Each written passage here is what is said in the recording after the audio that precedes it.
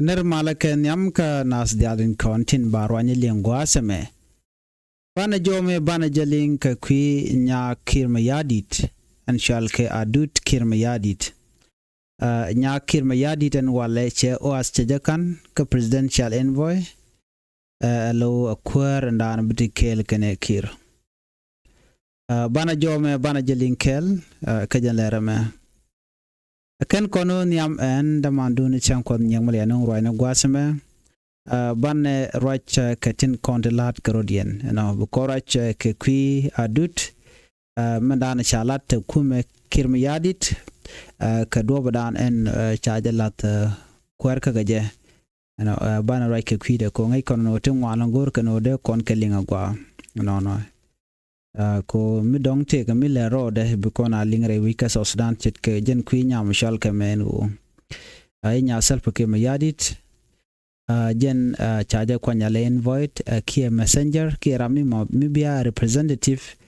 ka kir mayadit ka ngai kona no rami cha chol invite point a very special person ka diplomat ko betungwan bakalat ka kwi kwar alo jen biaram ramadan bia jen changwon jen wida dien eno be wuka kwi gwan mate ga mugor ko be raj mo be olat jen chalga jemo en go invite ki messenger jen nyama me menen kon me jen nyakiir mayadit jen ramadan cha kwanya lakir ko bela kwer no ki ramadan bia messenger ko mete malat ke bikir no ba te no bia woni jen nyama men president Salva Kiir mayadit cha nyada cha jalat kwarka ka Friday chele la senior presidential envoy for special program no en ta dan cha nyada kwen ke je chine tu ngwalung che dibe di che jenong ko gwe ke jen wo Kiir mayadit nepotism chaje use ke mishal ke meritocracy chaje realika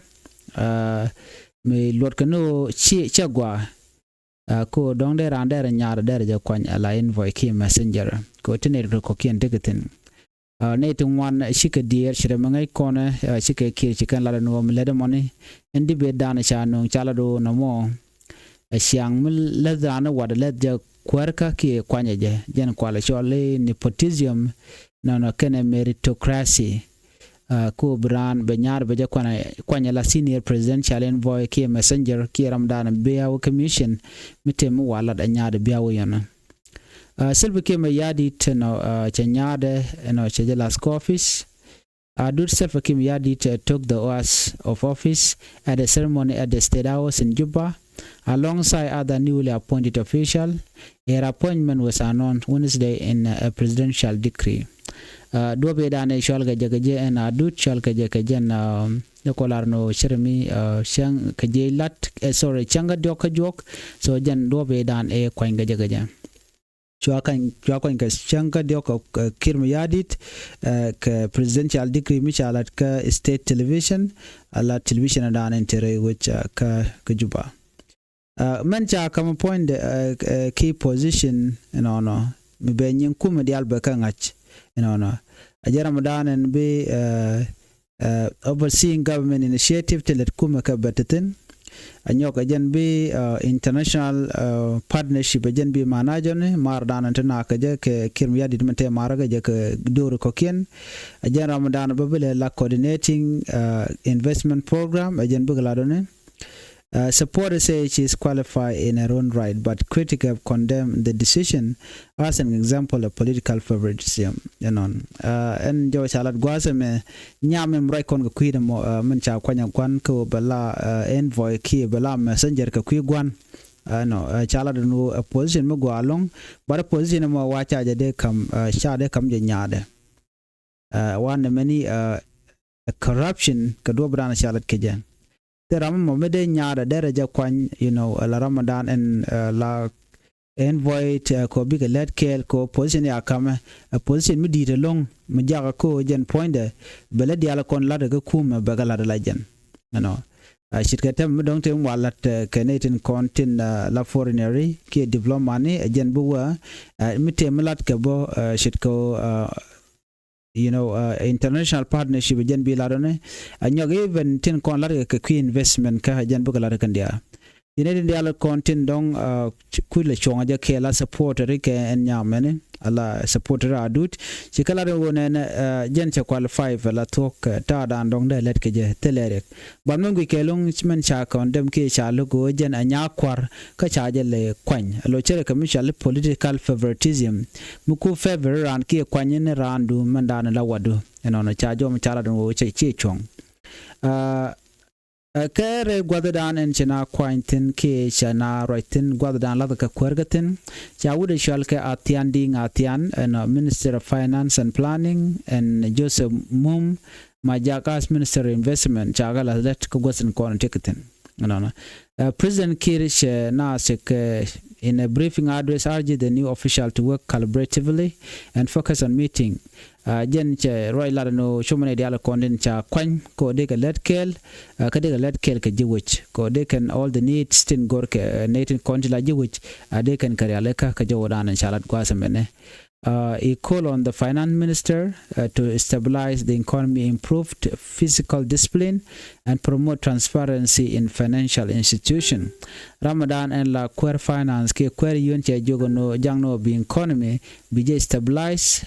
economy which ngai kono no ti dia chika kai ne long ka jano tela na yo tela kula no ke la import ne ka widadien telo ko export so ko kujamo economy which a jack and chiang mu which take a core la ja yar ken which mon jem yana ne na tema mu ju che to te core den ba ko kwang dial ba ka yun yal do badana yo ga yal ke je odi chine dial kontin la kwagla ka no re which mo chicken lokke chicken ben chicken lok so be price be chu ni ne de kontin be kwag no be ka ne to so ken ne ton pan ken ne konen be kan you be kan ge chu increase ba ping me di ke mo to ba ko yo to one so jo mene me yer kume long sometime cha Minister of Investment ba cha jogono jin job du o jin your job is to attract meaningful investment that bring real development outcome for our people. Sekira jogono yen Ramadan let ke investment la Minister of Investment de kon non ka development which la do de netin content be lere which dan bika attract ke bika jako bika doran bika nok. So akira ba kan dial ba ga truck ne to ko de lere which ko me cha ga let ta gwa dan de na let ke je wa kan chicken lat chicken balat. Chicken be invest chit quantum me ajogono to kore go chicken deben so kukir ku gola chumono kwane to one kwa ka truck so me kana che investor che kanore which no bikir mayadi bejo wojba and wo dan lat kana let ke je kir mayadi be ka kor ka me chana che ke dismiss che finance minister Marial Dongrin ter che je dismiss me ko na kwer mi toka cha ja kwani ke pai baro ronkin dangro jen dangro dungwan jen gwada jaya kwanga jela kwer anyok bone reason dane me wo ke je kana konlat atian cha kon ba me cha uri ya wolo kwanya te chola atian cha lat gwa Minister Marial Dongre nane jen cha kona kwer wal enona ke 2020 awuga 2021 lo cha te kwer ga bo karon kel the same thing bo Minister Marial Dongre cha lat jen bo cha te kwer ga bone ke karon kel ga jawara na cha lat Kir Bone Charadian Mela Investment Minister Dr. Dio Matuk Chaja Wojba Kacha Gwada Chaja Kamwude Chalke Mum Majaka Jaramdana Chakula Sleden Wale. Bukon Ngajanu Alasa Sudan economy Beja along Nika Kor Gwadana Shi me Shirik Chika Talk, she economy to Chujak. So on Tem Gurga Janu Ramadana Paikwan, the economy Beja stabilized. Bejaria Leka. So ka jawaran shalat ko dong de ti dial de ku gendara woniam kir dial ti gor jando de kare ka ko de mal daraben ka ngai kon la tok ala win mi te ka kor metala mal la ti dial ken jek so cha jam nok che na ko le jogono la de mishit ken me ko bi mal be ben mo de ci kon let we dan a jen cheve survive we dan be jek so ku kuje mo gor jando de na dial de ken let ko de mal daraben cha jo mo cha je ko ne jen ko do dan en chelat ke Jordan bana kwen gwasa me ba dor ke ku mes filayo kuma SPLA yo ka jen gwasmen tam katin te ka dole to gol kaman bi kana lel ka do badan en ci doctor ma cha cheremen ga jere tijen ka cha de gorno jen e kwan e kam ga jara so mi shikene men tam right corner chiriktin wan eno shikeditin ko gor kano de doctor ma char de jalun ka der brado no shikir ma yadi cheje no kano de doctor ma char de jalun so na makaro ran tam chane ti shaga class ka dilema bi kana lel yene din kontela je wit mudong cha yene kontela je party ka cha shenga je cha kamra dun ngula way forward na mo amete ten tama ki te karol katin do bdan dong de ka wonyam ka je ki de ka rodian right ka je ki mandana balat ka kui doctor machar ka do bdan te te jen ka je ko tin de na ka wa wona ka queen kware ko queen kware point me jana dana bi so sudan bi kula jako bagwa mi cha kwa cha ba kwan tele do mi mo mal ben ka je ke so sudan betemal ka je ajena shi akula len kan idealen ko kene wona ke international community chol ken kum kir mi yadi no jandara mal dara je nok dara mal dara je tan but kir is not ready loga je mishir kana mo ajena doctor machar ramichi dwer shela chaja de kam kwar ke chaja de jako brodo chunga men mi mo chaja kon taja kon lu macha luka kana jigder jane ba je kula lon ka jodan en chalat enono ko gor ko no de dialti bi ken toki bi ka go no dong bina bi chuch re which kat do mo dong de kamrar ka jeten wana mene gor jeno de nat de kan gwi ka kwide ko shide gwano de na de kan liu no ki de na de ka chuch kat solution te den me de provide find and we shall make here me yadit ka luda ka jeno bi malbeben jen mukule te ko be lugo no bi South Sudan ba te kamal kana meni wa siang mu chodo lut chai de la da kwarm de kwade gwan jen ko dar mal der jenong ko jen danan gorka mal muteten by the lati dia la kana go so kir gorjo de en wodar focus ko dob dan de mal der ben gaje no der jere realeka so mi lero mo gwaseme mo goro de link ka dob dan en de ngwag de ko nyam kaje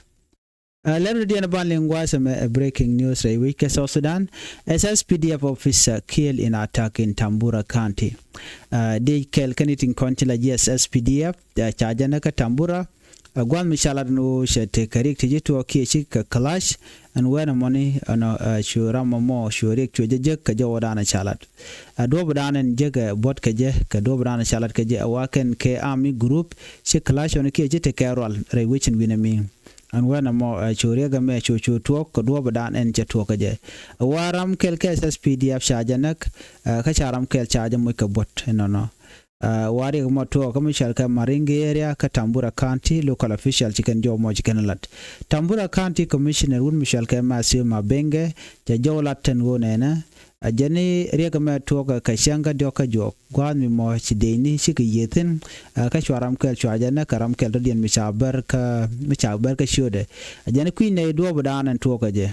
queen ne peng nen kon en chilu ken kon ite bot ban man chanu jala no chidei kel ka SSPDF chilu ka kwiko dana chitok a jenny tama security forces cha katin cha ga jako big investigation bikanalat re wichin winemi ka tambura gwan mi moteku mesfila yotetin katukum tin ko kien tegeten ngai kon me chro lar me change ano kuma especially right now right kon tege ka defensive position ga jawdana shala na tunelu yet ko gwi ke jenwo modong te me chro lar and then la gurno ba ja solve but kuma kir me yadit wajen che gurno tega mal me de solve re which ka sos dana jen me mo gang ne ideal gang ke re ringne ke che gurno tega me de ro lat no so kan cordial talk de ke Equatoria wa talk netin kontila SSPDF ko SSPDF kan it content chi logo no bi malbetin so right now I need to kontila kuma espira yo chikan chu tel church no ka jowdana chala de gwatme to kon kamru dien mi kon link ka jan laramani jo machala no te ne shop ko diok ti chayen kane to yan ka karik mi chikana lat ki criminal case ko kor gwade payo medan chana rajeno te karamisha magre ki juba karamo mo rami mo la kwar entama cha joja no te ne shop ko diok ti chayen ka jo ran chalat ke je ne to tone wa yan ka dwer ran chikana lat ka dwer mo wa dwer mi di long ka ta dan andong de nat de kanun yam ke je ko mi chran te dwer che jalat chala do shara mo cha be peleka den bara mo baje yen ka jo ran chalat Guadame police in Juba have arrested 3 suspects accused of attacking and injuring Major General Stephen Warikozi. Wudi chalgame Warikozi wajan chaja magre duare ne tetone ne dang doktin chala do shakep wachiken Major General chicken attack dore Director of Research and Planning at the Minister of Interior at his home in Gudele 2 last month. And ne dang dok shakep waku ken General ken mahka korjuk kor pade paiwa. Again, according to police spokesperson Major General James Monday, Sheladon and a Canadian corner suspect Pankin and honor, Waken K gangs, Waken Shupkan Buckle, Waken taken the Alkamach, a Canadian continent wa marker Queramo, key Major General Ray, which in Winami, Chikono one channeling along on Ray, which also done, Major Pin, Chupko, well, I take an by the attack, Doru, Ki, Guadan, Chicken Jick, and they can year deck and but Chakula would tell me, Dang Dok Shaka Kepka. Kadobadan and Shirega Mocha talk. A wa and Rega Mo talk and thok thiaŋ Changa Dog Pibaro Ronkin Dangro and Dangro the Duch, Guami Moshikane the tea can native content la gang ne. Tin cha ne can cool a cavatama can pankin a wa charam kelkaka and on a charge chuber, so Chaber Shaber Sugar the Quikel. The incident took place on the evening of July 3, 2025, when the group stormed the general residence and shot him in the left leg. She can go and point there and query Michelle General Stephen Chicana Moika Bar Shoka the Kola Chamde. And 2 other people at home were also injured during the attack. The suspect reportedly stole money and other belongings before fleeing the scene. And what the ticket case sure what Jagatin Talado can she can quack a can call and okay can Major General you can make a bot sugar. And what the motion Nadia can you good know Baneti Bako Gorka Dobran and she can mission a mesha cha then charge yen. Near the tea can edit of Kodok and Oshukuma Chela no Chaga Yentama, a kaka custody, a teco can by Lunaka, command Jagadan Chicanalat. Ngay Conela Togono Shiang Beja Lungre wishing Winami. Kukujamo, Gore Geno, Dene, the Alde can take a Nachka, Rictin Conlat Carodian, Mimocha Guano Dong, a day sure they can get threatened Chamangai corner. But they kuma dar let Kukidian ko dar ka silent. Silent yen shi odong de yene ka ke de makarek but mete ka do mi bishe manakin biken ka gang ka jadara gwa. So kan dang dok to ki shure ya yen wa cha yen tama so geje no term dien bro le chap ko manan chala daken. Wiki Juba shure shi kamar along shere ka center gwa shure along. Koriune and one with me, Mitch Pincha wearing and a baji majakan. So they don't care and Ram chicken jigger and Guadamo became a deal my carrier. So Michigan ye chuang kachagwa. Mene di almedong park and ala talk shit chicken de to ko kuma der tenyam der netin contilat ketijag der ka gwidan be kogan sure it la be tin kabaka use and erico ken she chuang and on a gorgeon or dene di alde can take a ngitin and a commandana let. Gwazame bana nyoka mura icon Qatar and South Sudan and Uganda army about to strengthen border security issue. Kume Uganda kan kume South Sudan chala do kan shika dol ka shika madano ba border kaje keji no baja gang ko stel korodian betwok wa kan shika rodian brief no mention the lad wa kan it kontla junior officer guard tiene kene ten daramont kan gwadi kan nichu kan it konen shika clash ka kaje keji kan shi very important. Sha meeting mo chaja lat keshanga diok ko la chang jandang ro ka pai wadak ron kin dang ro jandang ro di nedin continentin SSPDF Shivo Defense Forces kan Gerald Dawa Turjong Nyol and UPDF Commander Land Force Lieutenant General Kayanja Mwanga ne dialti tigatin de ni Uganda kan de ni South Sudan kan de konin chijek. The meeting was initiated by an invitation from Uganda Chief of Defense Forces, General Maozi Kanaruba, following his recent visit to Juba. Discussion focused on strengthening cooperation and implementing new security measures. Neti konen shudwala meji kanadul, kaneti konen la kwarte dit tintere wiki Uganda kanere wicha ka South Sudan. Chiremeshi kwer ndanan cap Uganda kemen cap de ni Uganda Chief of Defense Force Wudishwalka General Maozi mecha ramkel la kwer ki Chief of Defense Force KSSPDF General Dawa Turjong mecha jechol jojo no bo Uganda ka bano dolten wi en wi mi kwat ci dolten wa ci ben ka agreement ko en wech eno be yik ta kamal ka jo ran kalat ke jem ken bi ge de ni ken dial be ken ka lwe ko tel kon bro le nyok tel liam bro le nyok re wichin wi mi ka kaji keje aji kaji keje bo malat ken ti diala ti e kwimin role nyei na ka kwimin role mi shi kwi damne ken tel kon de ro da lat no no chicken jo mo chicken kwen so mi chicken me de kon ben ko kuma sol dan ga jan gwado mo ngode tere ring ni kan mal kan ben su ko gorga jan ode mal der ben so jo me jan dana goren wo de nyaga kon kel ka Nuer online tv channel me jira me jidit gwasa me kan subscribe ko kan notification bell kan jotwan ko me tegler mtrej ba chobe mala be kaje dere twan right now jan jo dana gode nyaga kon kel en bi ataga mal ban yo jomre den bye bye